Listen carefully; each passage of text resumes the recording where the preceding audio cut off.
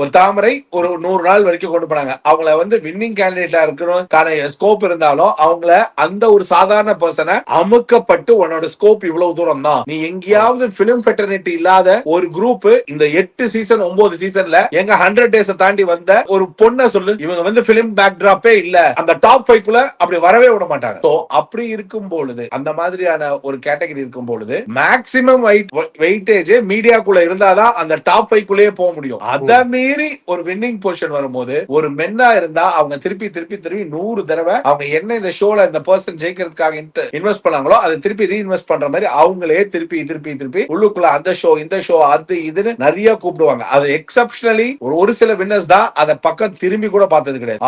ஆரி அர்ஜுனன், சில டைட்டில் வின்னர்ஸ்லாம் சில பேர்லாம் அந்த சேனலுக்குள்ளே எழுதி விட்ட ப்ராடக்ட் மாதிரி அது பின்னாடியே இருப்பாங்க. சோ சென்சிபிளான ஒரு விமன் பிளேயர் வந்து மீடியாவுடைய பேக்டிராப்பே இல்லாம உள்ள வந்து அதை பண்றதுன்றது பிராக்டிகலா கஷ்டம். பட் ஆனா பியாண்ட் தட் ஒரு விஷயம் என்னன்னா, ஒரு விமன் டைட்டில் வின்னிங்ன்றது இந்த பர்டிகுலர் ரியாலிட்டி கேம் ஷோல இந்த மாதிரியான ஒரு காசிப் என்விரான்மெண்ட்ல, ஒரு கிளாஸ்ட்ரோபோபிக்கான என்விரான்மெண்ட்ல, ஒரு டாக்ஸிக் அதிகமா விமர்சிக்கக்கூடிய ஒரு என்விரான்மெண்ட்ல இத்தனை பேருக்கு நடுவுல இருந்து ஒரு நல்ல பேரோட ஜெயிக்கணும் அப்படின்றது பிராக்டிகல் வயபிலிட்டி ரொம்ப கஷ்டம்னு அவங்க தொடர்ந்து அப்படிதான் ஒரு மேல் சாம்பியன்ஸ் மாதிரி ப்ரூவ் பண்ணி இந்த கேம் ஷோ எடுத்துட்டு போறாங்களே தவிர, ஒரு women fighting against the odd நீங்க நினைச்சப்பாரு இந்த ஷோல எல்லா விமனும் விமர்சனத்துக்குள்ளானாங்க. ஆனா நல்லா ஆடாதவங்கள மிக்சர் சாப்பிட்டு தான் சொன்னாங்க. எவனாச்சும் கேரக்டர் அசாசினேட் பண்ணி பேசுறானுங்களா? எஃப்ஜே பண்ற வேலைக்கு எஃப்ஜே விட்டுறாங்க, கமருதீன் பண்ற வேலைக்கு பண்றாங்க. ஆனா ஒண்ணுமே பண்ணாம இருந்தா அவனை நல்லவன் தான்டா சொல்றானுங்க. ஆனா அத கொஞ்சம் ஒரு பொண்ணு அந்த ஷோல கொஞ்சம் ஃப்ரெண்ட்லியா பழகினாலே அவன் கேரக்டர் அசாசினேட் பண்றதோ இல்ல வேற மாதிரி பேசுறதோ இந்த ஷோவுடைய நிறைய பேர் இந்த ஷோக்கு கூப்பிட்டா